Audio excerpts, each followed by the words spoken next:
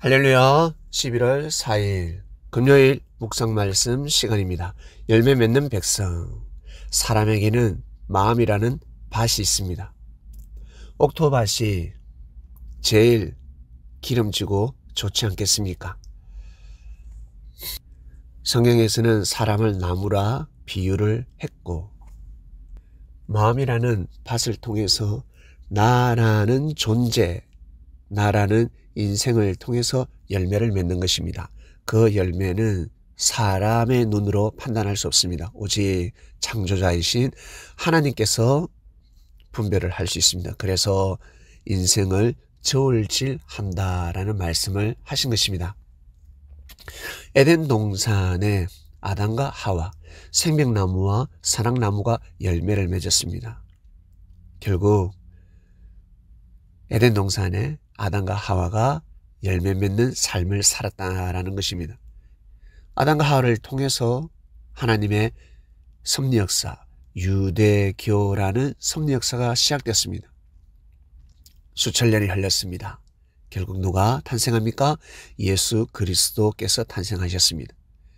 유대교라는 열매를 맺었기 때문에 새로운 역사를 시작할 수 있었습니다. 유대인, 선지자, 기름 부음 받은 자를 핍박했죠. 그건 어쩔 수 없습니다.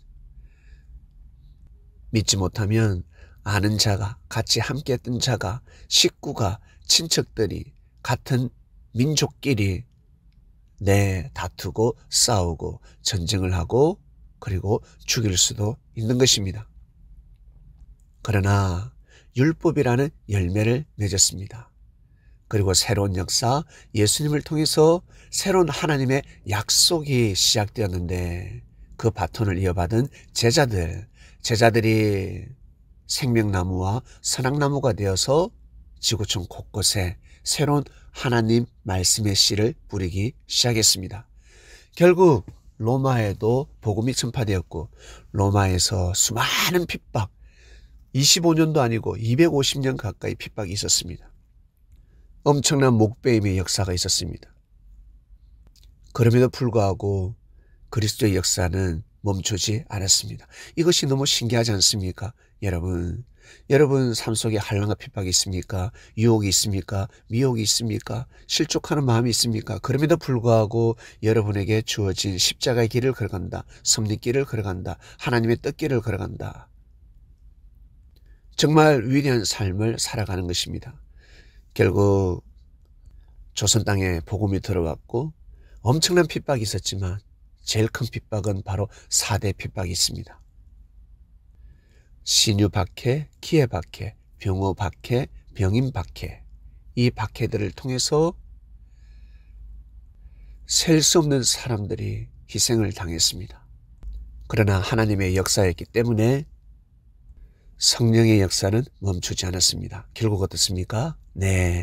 이 땅은 열매를 맺게 되었습니다. 그래서 우리가 지금 기도할 수 있고 찬양할 수 있고 말씀의 떡을 뗄 수 있는 것입니다. 종교 자유 국가가 되었습니다.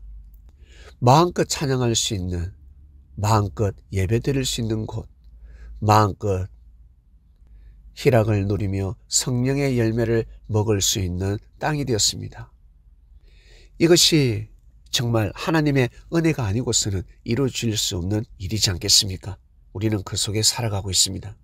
열매 맺기까지, 나라는 나무가 열매 맺기까지. 남자는 생명나무요, 여자는 선악나무일진데 자신을 통해서 생명의 열매가 맺혀야 되고 자신을 통해서 선과 악을 분별하는 열매를 맺어야 됩니다. 하나님 아버지 감사합니다.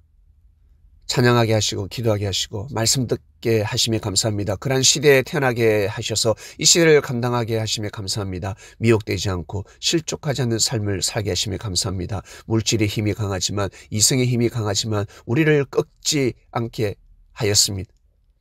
꺾을 수가 없었습니다. 감사합니다. 자신의 위치에서 열매 맺는 이 시대 그리스도인들이 되길 원합니다. 감사합니다. 오늘도 귀한 하루가 되게 하소서. 예수님의 이름으로 기도드립니다. 아멘.